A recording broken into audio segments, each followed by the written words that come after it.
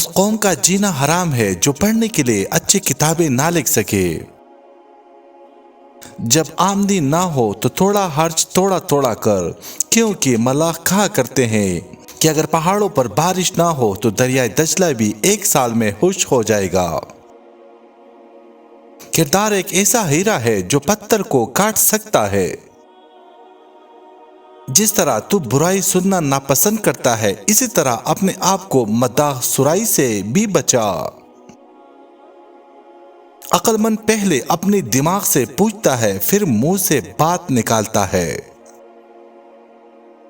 جب کلام کم ہو جائے تو انسان اکثر صحیح بات کرتا ہے۔ جو بندہ اپنی زبان کو قابو میں نہیں لاتا وہ ہمیشہ شرمندہ ہوتا ہے۔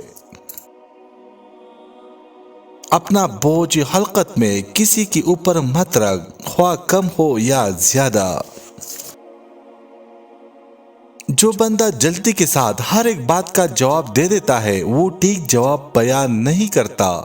دولت مند کر دینے والے عورت کے چہرے پر 3 نشانیاں ہوں گی: کان چھوٹے، آنکھیں موٹی اور ماتھا بڑا ہوگا۔ ایسی بات مت کہو جو مخالف کی سمجھ سے بالا تر ہو، ہمیشہ آسان اور کم لفظوں میں بات کرو۔ یاد رکھو، خدائے کریم کے سارے عطیوں میں حکمت سے بڑھ کر حکیم وہ بندہ ہے جس کی قول اور فعل دونوں برابر ہو۔